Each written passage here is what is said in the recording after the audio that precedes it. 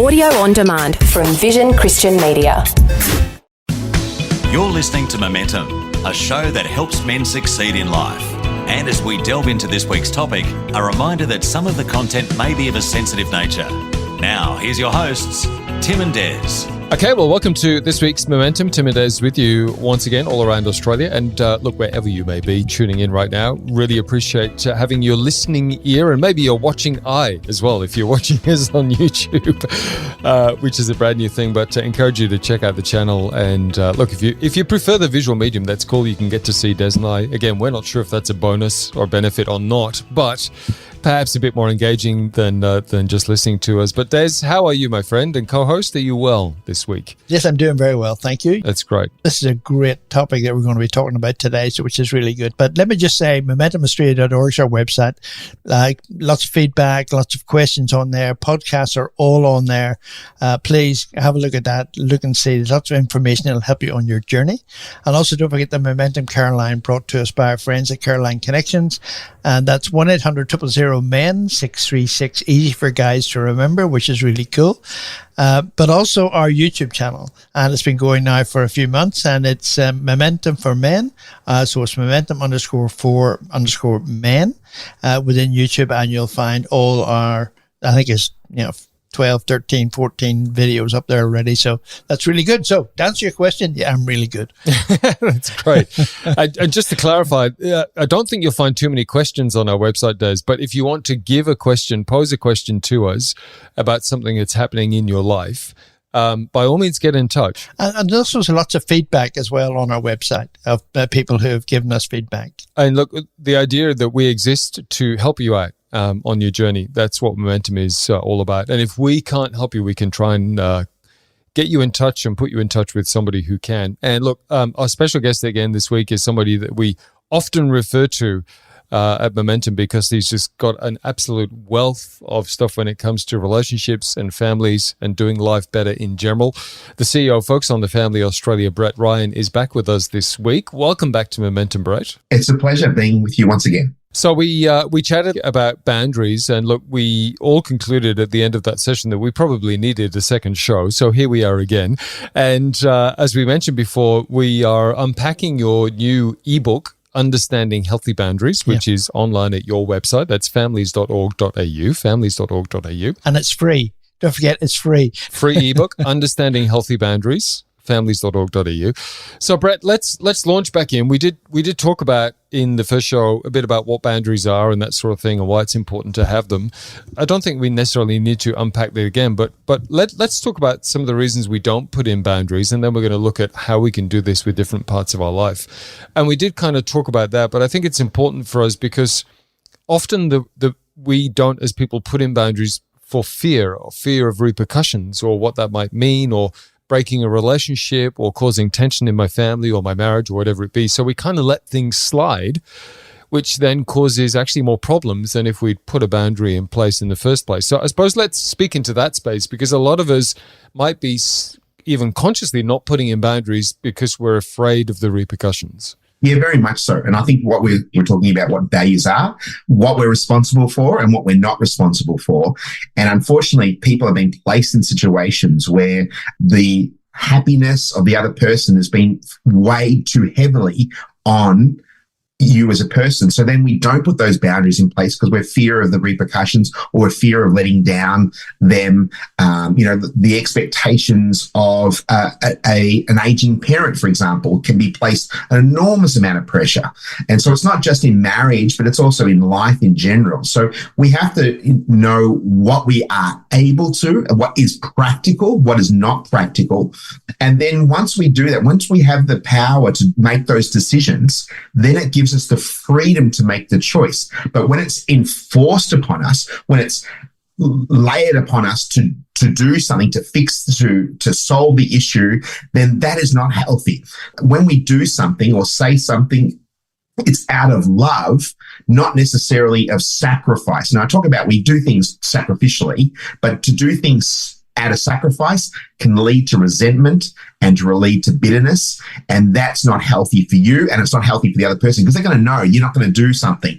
I remember there was a Steve Martin movie and he was asked to do something. I think it was in the father of the bride, and he goes, I'll do it. I don't want to do it. Yeah. You know, like, so, because he was really doing something out of, you know, like, because he was forced to do something. And that's not what we want to do. We want to be able to make the choices ourselves. And then out of that, we can say, hey, I'm happy to help because I want to do it out of love. And that should be our primary source of motivation, not out of spite or out of willingness or out of fear. It's want to be out of love. But then the other side of things is we have to work out why we don't like people putting boundaries on ourselves. You know, if you're looking from a kid, you know, a kid doesn't like boundaries and they'll try and push the boundaries. Yeah. They do it with their siblings. They push boundaries so they can get a reaction, you know, because they love doing it. And the same thing with kids. They like to push the boundaries. I want to see how far they can get away with something before there are consequences. It's interesting. Just reminded of some friends of mine who have got elderly parents that have been, you know, gone into retirement home and that sort of thing. And the demands that they put on their children is huge, right? Yeah. And that's the exact point where you need to bring in the boundaries. So when I get a few years older and I'm in a nursing home, you know, I have to be careful about the boundaries I put in place. Let's get some boundaries in place nowadays while you've got your faculties. Yeah, well, that's the reason why having healthy relationships, everything comes out of relationship. Yeah, and to maintain a relationship, it means that there's communication. And so in a situation where the parents in their elderly years are forcing it upon them because of, and they might have guilt them into it, you don't want to have that type of situation. So we want to have a healthy relationship. And as you've said, you know, you want to get a situation where, you know, have a healthy relationship because your kids get to maybe choose which nursing home you go into. That's right. And so you want to make sure that they have a good one. That's good. So just off the back of what you were saying, that let's leave the nursing home bit just before that, Brett. Go back a few years. You and I'll get together at the end of the show and we'll choose a nursing home for days. That's another story. But no, look, you and I thought it was important to understand, right? Because let's say that we have overstepped a boundary in someone and they've made it clear, right, that we've overstepped their boundary. Obviously, our response to that is crucial, right? So that's the first thing. That's the first thing I want to say. But also then when a boundary for us gets overstepped, how do we best communicate that? So the two parts of that are then, right, so let's start with I've overstepped. Somebody's told me or come to me and said, actually, that made me feel whatever. What's a preferred mature response in that instance? Well, I'll make the statement first. If someone takes issue with your boundaries, if someone takes issue with it and they sort of fight you on it, I would say that's a red flag. You have to be aware that if someone's taking issue, because a healthy relationship means that I respect that. I'm going to honor what you say, and I'm so sorry that I've done that to you, then it's a healthy relationship. But if they start, you're just overreacting, you're making me do something I don't want to do, they're actually not emotionally or relationally mature. And so that will be the red flag. But what do you do when someone happens? Well, the first thing is, if someone says, I don't like what you're telling me to do, I don't like that boundary, maybe our relational thing saying, well, I'll give in a little bit. Can I encourage people not to give in until you've actually have your own, I'll use the word line in the sand, to actually say, I'm going to stick to my guns. This is my position, and I'm going to follow it through because I need to make sure that I'm feeling safe. Now, it's not a dogmatic approach. Please hear me when I say that. It's not saying I'm going to do this despite that. You want to have dialogue, not a monologue. You want to be able to have this conversation with them to do that. Acknowledge with the person that it may be uncomfortable for them. Maybe make it so I can actually acknowledge that this might make you mad, or this might make you sad. This might make you angry.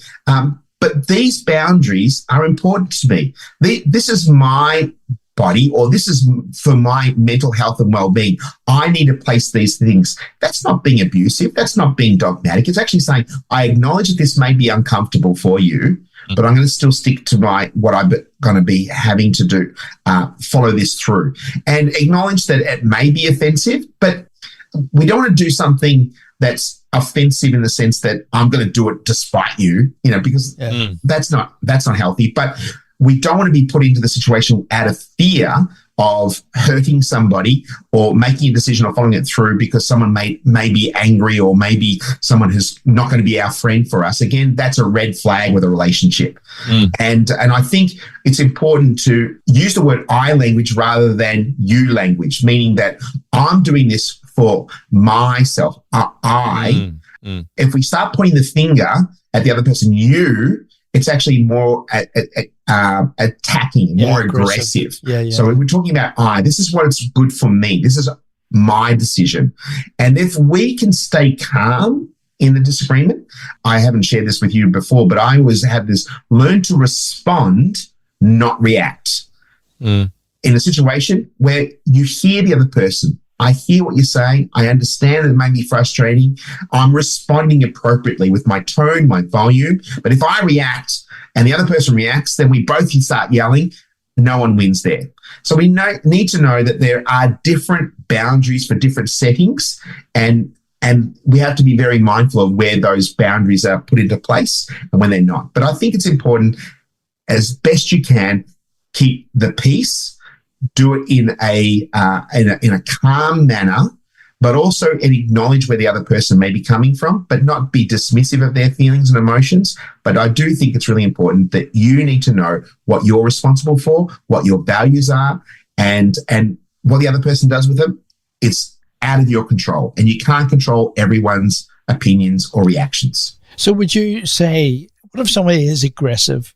And you want to have this discussion, you want to find the compromise and so forth, but the other person is aggressive. They don't want to move. They don't want to change. Do you walk away from that and say, hey, look, we'll need to revisit this another time when we're both calm? Yeah, and I do say, but don't just leave the environment and without saying something. Right. I will say the same thing that I've said and shared another time. I think we had a conversation about in conflict. When there is conflict, and I would call it intense fellowship, and when there's that intense fellowship or conflict with another person, you say, look, I need to remove myself for a time to get my emotions right.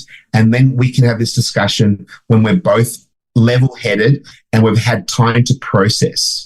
But you don't want to fight fire with fire, and you don't want to leave in an aggressive manner, because that's not great either. But if someone ever becomes angry with you and it react poorly, you can say, I, again, using that I language, is like, I don't appreciate being yelled at. I don't deserve to be yelled at. When you have got something more civilized to say to me, or in a calmer frame of mind, I'm happy to have that conversation. But I do not deserve to be yelled at. It's taking the onus away from you, because you can't control somebody. No. You can't have the idea that he made me angry. You're in control of that. And the same thing, you can't control another person. It's called the law of responsibility, relational responsibility. It's that you're in control of your emotions, your values, your belief systems. You can influence somebody else, but you cannot control them. And that's a really, really important thing for any of the listeners to know, what you are and what you are not responsible for. That's really powerful. Let's end the first part of the show on that. You can influence somebody else, but you can't control them. We are talking boundaries once again this week with CEO of Focus on the Family Australia, Bett Ryan. And this is coming off the back of their brand new ebook, Understanding Healthy Boundaries, which is a free resource available on their website, families.org.au.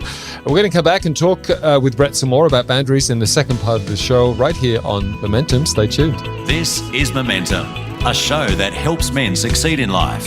Find out more at momentumaustralia.org. If this program has highlighted something you'd like prayer for, we'd love to pray for you. Call 1-800-PRAY-FOR-ME. That's 1-800-772-936. It's a free call.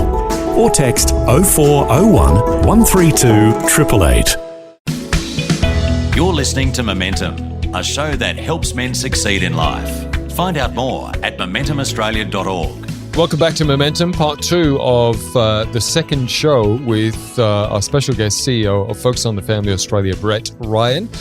And it's another show on boundaries, again, coming off the back of their brand new ebook, Understanding Healthy Boundaries, which is online at their website, families.org.au. And look, there's been so much in the last show and a bit that we would certainly encourage you to go back and have a listen and grab a pen and paper and jot some of this stuff down and certainly start implementing in your life if you haven't already. A good reminder and refresher for all of us about boundaries in our relationships. But, Brett, we have talked about the fact that different parts of our life need boundaries. And so we're going to unpack some of that now for our listeners in the second part of the show, because it's going to look similar but slightly different in different areas of our lives too. So I suppose let's start with our spouse, our marriage, because that's a biggie for a lot of us. And that can have a knock-on effect then on our kids and those sorts of things. So let's start with the marriage and the spouse. What might some healthy boundaries look like within the marriage context? Well, I think it's important to actually identify that you as an individual are an individual. You marry and you have your own safe space, and then you get married and the other person has their own safe space, and then we come together. And we also have to know that when we come together, initially we're on our best behavior. And so we may not be necessarily our true self. But when we come together in like another little area, that interaction is safe, that both parties feel good about the relationship, both parties are understanding, can listen, to validate, to share their opinions, their hurts, their highs, their lows. Other person is going to be their number one cheerleader, which earns them the right to be the number one critic. And that's a boundary that is actually a really worthwhile. And so that's in that relationship. And then when it comes to physical intimacy, then we have to be in discussion that both are in agreement and both feel good about it. If one person forces the other person to do something against their will, then that is an unsafe or unhealthy boundary. Because when someone is forced to do something against their will and against their idea, and you can't use the card, well, you're my wife or you're my husband, you need to do this, then that's not a healthy relationship. So that's where it starts. And if we can get that healthy dynamic working with our spouse, with communication, with sharing opinions, and it doesn't necessarily mean to have to be in great conversation. We shouldn't have to walk around the room walking on eggshells for fear that the room is not tidy enough or not clean enough and someone explodes. Though that's also not healthy in a relationship. So I think it's really important that both parties are actually in agreement and not in a situation where we have to say yes sir, no ma'am, all the time. That means that we're robotic. We want to be able to have difference of opinion and share our thoughts in a way that's not going to get the other person to overreact or make us feel inferior in any way. Now, one thing that can certainly cause friction in a marriage, and you talked about family of origin, Brett, earlier in the show, is how we're brought up, but how we bring up our kids, right? Parenting. So let's step into that space because, again, how we bring up our kids and then what boundaries we put in with our kids can certainly be contentious between couples. Yeah, and we might have grown up with the idea, I'll never be like my father, I'll never be like my mother, and say those type of statements. But unless we make an intentional decision to do things differently, then you tend to default to the things that you're familiar with. Yes, that's true. So, and the other side of things you have to be very mindful of, you come from two different tribes and there's maybe a difference of opinion on how parenting. And I would say in the last 12 months, I've had numerous people coming up to me and saying, this is the different parenting styles has caused so much friction in our relationship. It's actually becoming dysfunctional because of different opinions, because you're not hearing the other person. Going back to that thing, you want to be able to hear the other person. Now, it doesn't mean that one's right and wrong. It's just different. There is a wrong when someone is abusive, that's definitely wrong. But if someone's, I think we have to sort of narrow the gap between, you don't want to have the good cop, bad cop scenario when it comes to boundaries.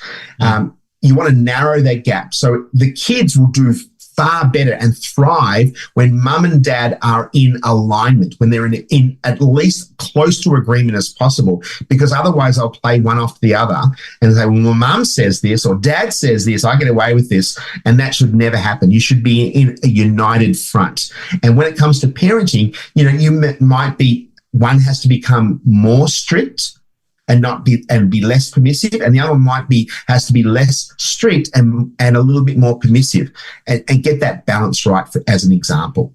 Brett, let's come back to then the marriage. These are our kids. tell us then about the journey and the transition of boundaries that needs to happen as our kids get older. Because, when they're young, boundaries need to be pretty firm. Then we start loosening the boundaries during the teenage years.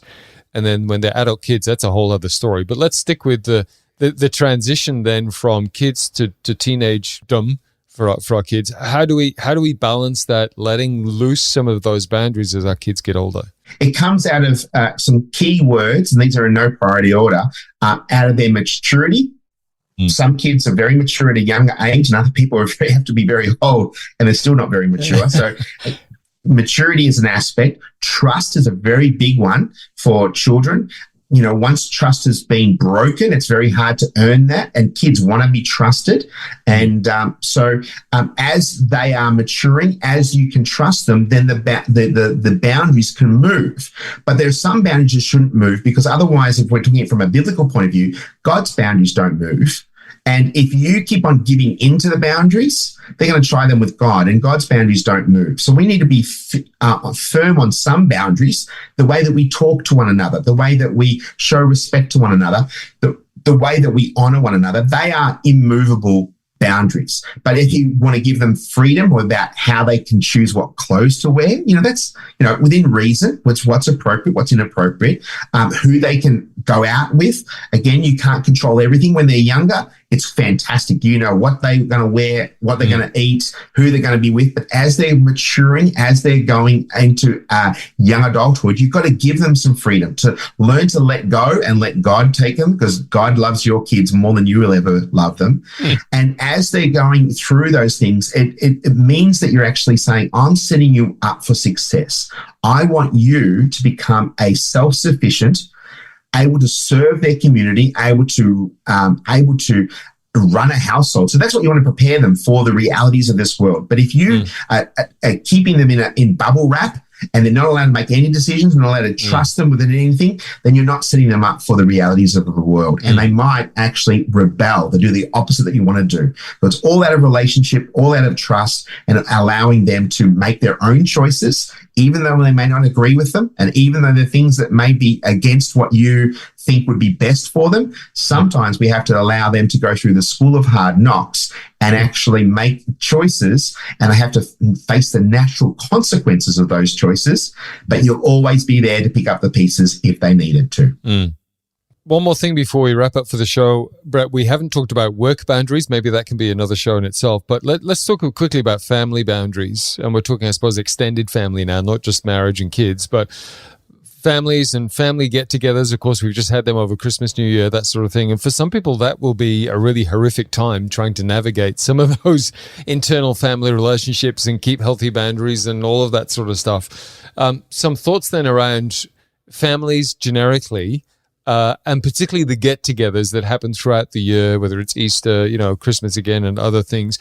How do we put those and keep those things in place? Because again, these are our family, right? We don't want to burn the relationships, but neither do we want to feel like we get treated a certain way just because they're family. Well, family get-togethers, as you're so rightly put, it can be a really happy time and really worthwhile, and everyone loves each other and gets along with each other. But there's a lot of people, it can be quite toxic and unhealthy. And so I think it's going back to what is in your control. So you have to find out, you can control how much time you spend with the person, for how long, or for example, how much money you will spend on gifts, how much time you need to either prepare for food. All these things you are in control. So we need to put those boundaries in place, and then fast forward a little bit, going with the idea of planning for unexpected. There'll be something that will go wrong in a situation. So I would say, if there's been some tension or some intense fellowship prior, maybe if you're coming to a family get-together, be proactive. Give them a phone call. Let's talk about this before, because we don't want to spoil it for others, and it won't be great for us if there's, let's clear the air earlier rather than at the time. Another thing you might want to know is, let's prepare ourselves psychologically and physiologically. So good food, good sleep, good self-care. So you're actually in your good mental health as you're going into it, but making sure that, ask yourself the question, why am I going to this function? What is the number one reason why I'm going? Am I doing it out of obligation or out of necessity? That's not a great way to be. So check yourself. Then maybe going into, are there other safe people in this environment? Are there other people who are going to be like-minded that will support me in this? And then finally is, there's a difference. I mentioned it earlier about you have to define the difference about unsafe, or is it just awkward? That's a little bit different. Or is it just a little bit of a disagreement, or is it unsafe? And now I've been to family functions where someone's an anti-vaxxer, for example, and then they give their thing. That's not unsafe. It's just a difference of opinion. And we can have a civilized conversation, for example, or if someone has a different thought process, that is just it's not defined as unsafe. It's just a little bit awkward, a little bit of a disagreement, but it's certainly not toxic. And so we have to establish ourselves, why do we feel like this is not a great place to be? But go in psychologically, mentally, as best you can with a good self-care, find out, why you're doing something, but you are in control. You don't have to stay there forever. You don't have to, do everything for everyone, and go on with a very open-minded, and that will actually help you, and it'll also make the environment healthier for everyone as well. Mm-hmm. Cool. Yeah. Lots of great advice in that just alone, let alone the last 30 minutes that we've been talking with Bett Ryan from Focus on the Family Australia. And it's all been off their new ebook, Understanding Healthy Boundaries, which you can find online and free at their website, families.org.au. Brett, always an amazing chat with you. There's a lot in that, and appreciate your time on Momentum. Thank you. It's a pleasure, and look forward to the next time. You've been listening to Momentum, a show that helps men succeed in life. For more information or to hear this week's show again, go to momentumaustralia.org. You can also access a whole range of resources to help you on your journey, and to get in touch with the team at momentumaustralia.org. Until next time, keep moving forward with Momentum.